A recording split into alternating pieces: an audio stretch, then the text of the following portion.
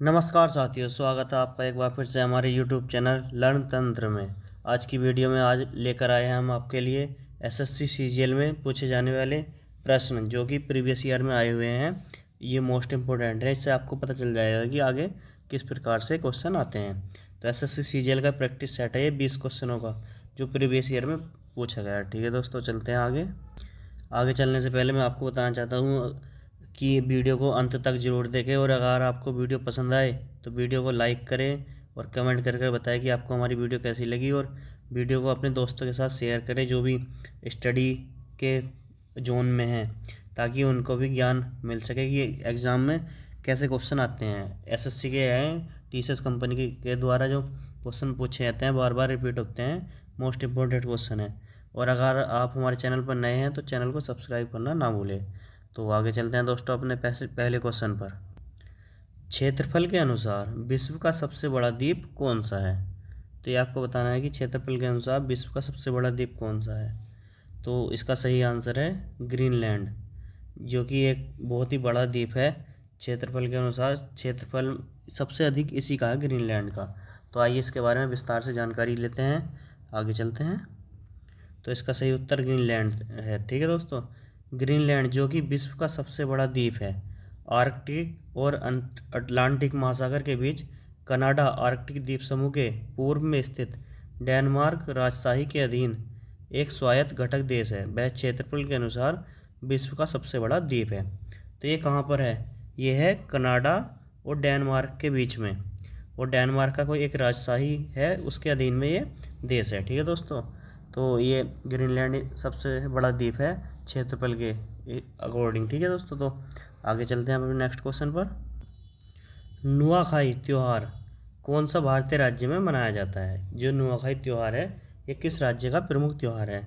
उड़ीसा का है, पंजाब का है, असम का है, या पश्चिम बंगाल का है?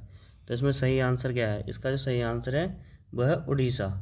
उड़ीसा का एक और है रज पर्व, ये भी आपको याद रखना है, बहुत फेमस है, मोस्ट इम्पोर्टेंट। ठीक है दोस्तों, और असम का एक त्यौहार है बिहू, ये मोस्ट इम्पोर्टेंट है। बिहू त्यौहार जो है असम का, ये मोस्ट इम्पोर्टेंट है, ये याद रखना है आपको। और पश्चिम बंगाल का एक है दुर्गा पूजा, जो माता दुर्गा होती हैं उसकी पूजा जो पश्चिम बंगाल का प्रमुख त्यौहार है। ये अभी विश्व विरासत सूची में भी शामिल किया गया है यूनेस्को के द्वारा। ठीक है दोस्तों, तो नेक्स्ट क्वेश्चन पर चलते हैं। नेक्स्ट क्वेश्चन पर चलने से पहले इसके बारे में पूरी जानकारी देते हैं उड़ीसा के बारे में। नुआखाई त्यौहार जो है वो भारत में मुख्य रूप से पश्चिमी उड़ीसा के लोगों द्वारा मनाया जाने वाला एक कृषि त्यौहार है। इसका मतलब है कि कृषि जो है कृषि पर आधारित है, कृषि के अनुसार मनाया जाता है। इस त्यौहार को मौसम के नए चावल का स्वागत करने के लिए मनाया जाता है। जो भी नया चावल आता है, जब हमारे खेत में धान पक जाते हैं उसके बाद जो नया चावल आता है उसके शुरुआत में उसके स्वागत करने के लिए नुआखाई त्यौहार उड़ीसा में मनाया जाता है। तो अगले क्वेश्चन पर चलते हैं हम। शेक्सपियर ऑफ इंडिया, यानी कि इंडिया का शेक्सपियर किसे जाना जाता है जो भारत के हैं? कालिदास जी हैं, वाल्मीकि जी हैं, या भरत यार हैं, या तिरुवल्लुवर बल्लूरर हैं? तो ये आपको सही आंसर बताना है कि कौन सा है। तो इसमें जो सही आंसर है वो है आपका कालिदास जी। कालिदास जी जो हैं इनकी बहुत सारी रचनाएं भी हैं, मालविका का अग्निमित्र भी है। तो शेक्सपियर ऑफ इंडिया के रूप में इन्हें जाना जाता है। ठीक है दोस्तों, तो इसके बारे में विस्तार से जानकारी देते हैं। महाकवि कालिदास जी को शेक्सपियर ऑफ इंडिया के रूप में जाना जाता है। उनके लिखे गए अधिकतर ग्रंथ पौराणिक कथाओं पर आधारित हैं, यानी कि उनके द्वारा जो ग्रंथ लिखे गए हैं वो पौराणिक कथाओं पर आधारित हैं। जो हमारे पहले ग्रंथ जो हमारे वेद वगैरह हैं उनके अकॉर्डिंग है। तो कालिदास जी को शेक्सपियर ऑफ इंडिया बोला जाता है। ठीक है दोस्तों, तो अगले क्वेश्चन पर चलते हैं। यक्षगान यक्षगान जो है वो किस राज्य का नृत्य है? तो यक्षगान किस राज्य का है? मेघालय का है, कर्नाटक का है, पश्चिम बंगाल का है, या महाराष्ट्र का है? तो ये आपको बताना है। तो इसका जो सही आंसर है वो है कर्नाटक का। ठीक है दोस्तों, इसकी एक शॉर्ट ट्रिक भी है। गान कर, कर्नाटक से गान मतलब यक्षगान। कुचिपुड़ी, जो कुचिपुड़ी है, पुड़ी आदि मतलब कुचिपुड़ी हो गया आंध्र प्रदेश की, पुड़ी आदि, गान कर पुड़ी आदि, तो ये आपको याद रखना है। तो आंध्र प्रदेश का क्या है? कुचिपुड़ी। ठीक है दोस्तों, ये आपको याद रखना है। यक्षगान कर्नाटक का है। तो नेक्स्ट चलते हैं, इसके बारे में जानकारी लेते हैं। कर्नाटक। यक्षगान भारत के कर्नाटक राज्य का पारंपरिक नृत्य है, जो कि एक प्रशंसनीय शास्त्रीय पृष्ठभूमि के साथ किए जाने वाला एक अनोखा नृत्य रूप है। तो ठीक है दोस्तों, यक्षगान कर्नाटक का हो गया, कुचिपुड़ी आंध्र प्रदेश का हो गया। तो अगले क्वेश्चन चलते हैं हम। झारखंड का राष्ट्रीय पक्षी कौन सा है? तो ये आपको बताना है कि झारखंड का राष्ट्रीय पक्षी कौन सा है। इंडियन रोलर है, पर्वतीय मैना है, घरेलू गौरैया है या एशियाई कोयल है। तो चारों में से आपको बताना है कि झारखंड का राष्ट्रीय पक्षी कौन सा है। ठीक है दोस्तों, तो इसका जो सही आंसर है वो है ऑप्शन नंबर डी, एशियाई कोयल। एशियाई कोयल झारखंड का राष्ट्रीय पक्षी है, तो ये आपको याद रखना है। तो इसके बारे में विस्तार से जानकारी देते हैं आपको। इसका सही उत्तर है एशियाई कोयल। झारखंड जो कि भारत का एक राज्य है जिसकी राजधानी रांची है। इस राज्य की सीमाएं उत्तर में बिहार से और पश्चिम में उत्तर प्रदेश व छत्तीसगढ़ से, दक्षिण में उड़ीसा और पूर्व में पश्चिम बंगाल को लगती है। तो इस राज्य का राष्ट्रीय पक्षी एशियाई कोयल है। जो कि झारखंड है, इसकी जो सीमा है वो जो उत्तर में है वो तो बिहार से लगती है, और पश्चिम में उत्तर प्रदेश और छत्तीसगढ़ से लगती है, और दक्षिण में जो लगती है वो लगती है उड़ीसा से, और पूर्व की साइड में लगती है पश्चिम बंगाल से। तो ये भी आपको याद रखना है। तो एशियाई कोयल जो है वो झारखंड का हो गया। ठीक है दोस्तों, राष्ट्रीय पक्षी। तो नेक्स्ट क्वेश्चन पर चलते हैं। कब national girl child day Bharat में मनाया जाता है? तो भारत में जो है वो नेशनल गर्ल चाइल्ड डे कब मनाया जाता है? 29 जनवरी को मनाया जाता है, 24 जनवरी को मनाया जाता है, 10 दिसंबर को मनाया जाता है, या फिर 14 नवंबर को मनाया जाता है। तो ये आपको याद रखना है कि इसका जो सही आंसर है वो है 24 जनवरी। तो नेशनल गर्ल चाइल्ड डे ठीक है दोस्तों। तो 14 नवंबर को क्या मनाया जाता है? ये जवाहरलाल नेहरू के चिल्ड्रन डे। ठीक है दोस्तों, जवाहरलाल नेहरू का जो जन्मदिन था उनके उपलक्ष्य में चिल्ड्रन डे मनाया जाता है। तो नेक्स्ट क्वेश्चन पर चलते हैं। इसका एक्सप्लेनेशन है, नेशनल गर्ल चाइल्ड डे पूरे भारत में 24 जनवरी को मनाया जाता है। इस दिवस को मनाने का उद्देश्य याद रखना है आपको कि महिलाओं के साथ हुए भेदभाव को ख़त्म करना। जो भी समाज में महिलाओं के साथ भेदभाव होता है उनको अपॉर्चुनिटी नहीं मिल पाती पुरुषों के बराबर। ठीक है दोस्तों, तो उसी के लिए ये मनाया जाता है 24 जनवरी को। तो नेक्स्ट क्वेश्चन पर चलते हैं हम। भारत में ऐसा पहला राज्य है जिसने महिलाओं की शिकायतों की जांच के लिए परिवार कल्याण जिला समितियां बनाई हैं। कि मतलब अपने ज़िलों में परिवार कल्याण समितियां बनाई हैं महिलाओं की शिकायतों को सुनने के लिए। तो जो इसका जो सही आंसर है वो है त्रिपुरा। त्रिपुरा के जो मुख्यमंत्री हैं वो हैं मानिक शाह। तो उन्होंने एक जांच समिति बनाई है महिलाओं के शिकायतों के लिए। ठीक है दोस्तों, तो एक्सप्लेनेशन इसका आगे है। त्रिपुरा राज्य की राजधानी अगरतला है। इस राज्य की बंगाली और त्रिपुरी भाषा मुख्य भाषाएं हैं। यह भारत का पहला राज्य बन गया है जिसने महिलाओं की शिकायतों की जांच के लिए परिवार कल्याण जिला समितियां बनाई हैं। ठीक है दोस्तों, तो याद रखना है आपको। तो नेक्स्ट क्वेश्चन पर चलते हैं। निम्न में से किसको कंप्यूटर पर आधारित ज्ञान इंजन कहते हैं? मतलब जो कंप्यूटर पर आधारित है ज्ञान इंजन वो किसको कहा जाता है? गूगल को कहा जाता है, या बग को कहा जाता है, या वोल्फ्रेम अल्फा को कहा जाता है, या बाइडू को कहा जाता है? तो इसमें से सही आंसर आपको छांटना है। तो इसका सही आंसर है वोल्फ्रेम अल्फा। ठीक है दोस्तों, तो वोल्फ्रेम अल्फा को कंप्यूटर आधारित ज्ञान इंजन कहा जाता है। इसका एक्सप्लेनेशन इस प्रकार है क्यों कहा जाता है। ठीक है दोस्तों, ये याद रखना है आपको।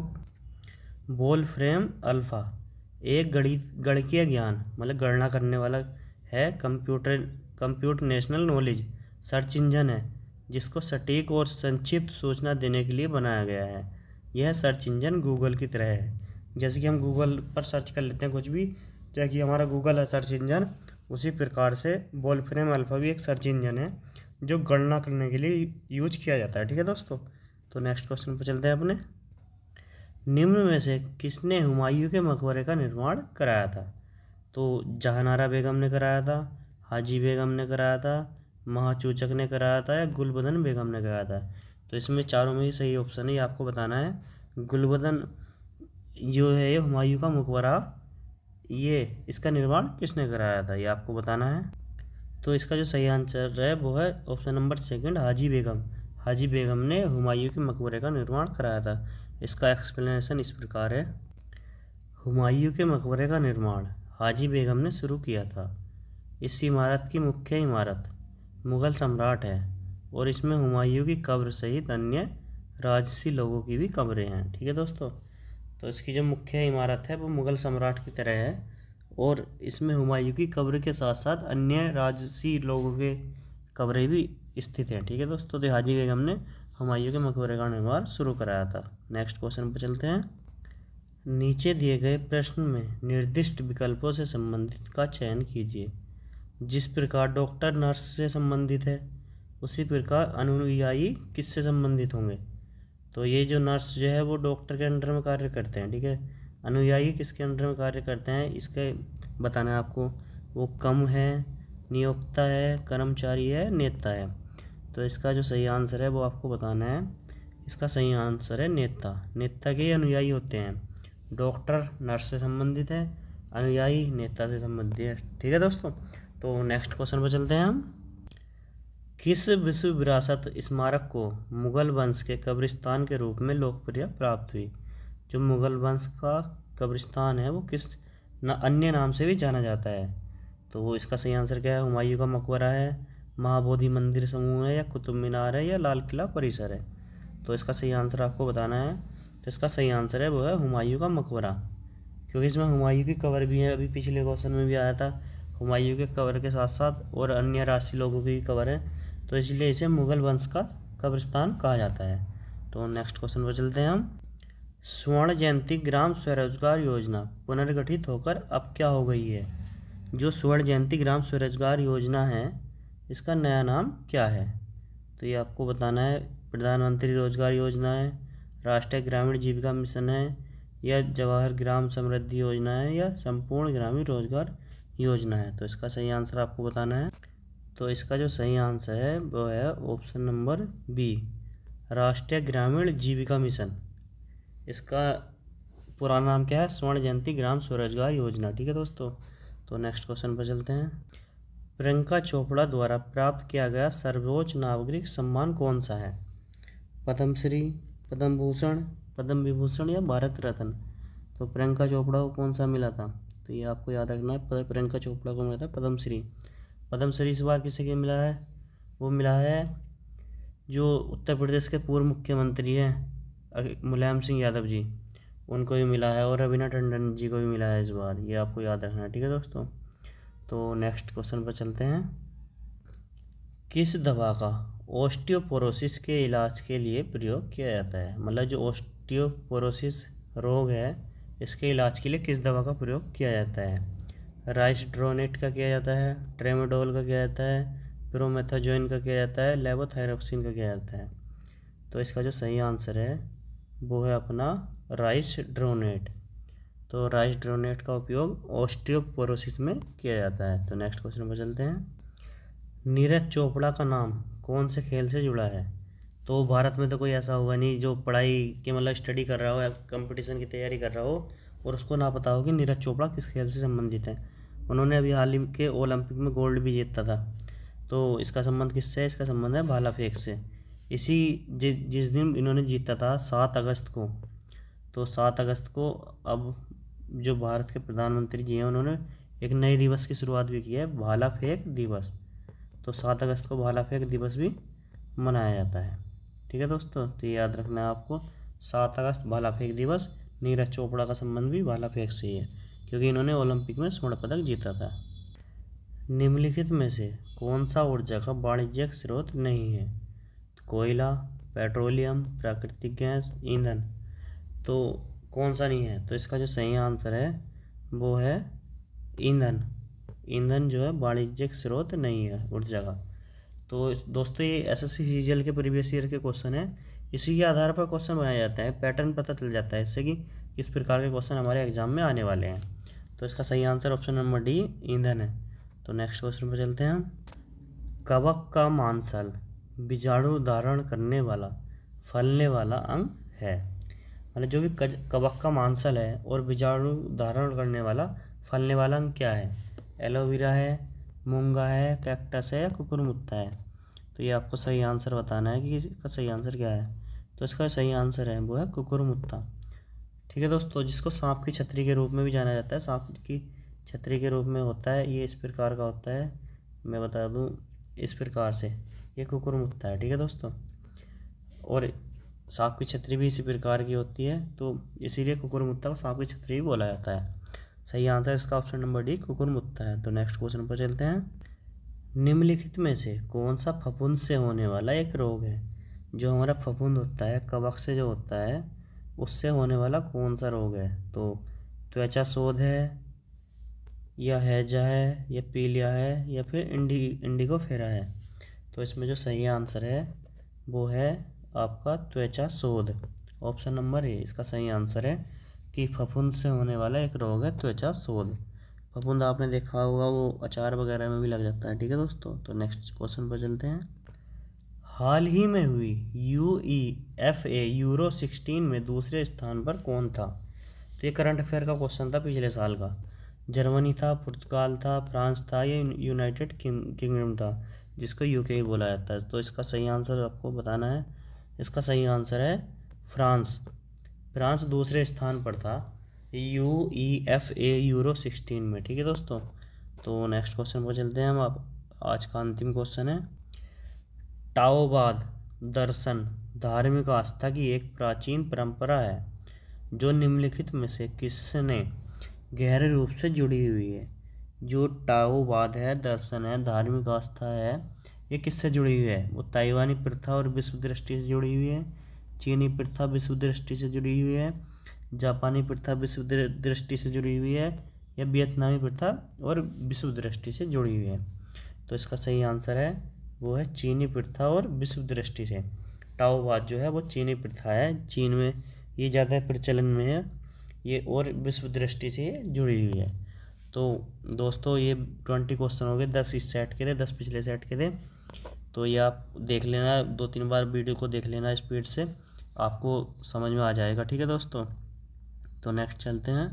तो अगर दोस्तों आपको हमारी वीडियो पसंद आई हो तो हमारी वीडियो को लाइक करें, कमेंट करें और शेयर करें। और अगर आप हमारे चैनल पर नए हैं तो सब्सक्राइब करना ना भूलें, और बेल आइकन को जरूर दबा दें ताकि हमारी सारी अपडेट आप तक समय से पहुंचती रहे। कमेंट करके जरूर बताएं कि आपको हमारी वीडियो कैसी लगी, और कोई सुझाव हो तो आप दे सकते हैं। तो ठीक है दोस्तों, आज की वीडियो में इतना ही था। जय हिंद, जय भारत, वंदे मातरम।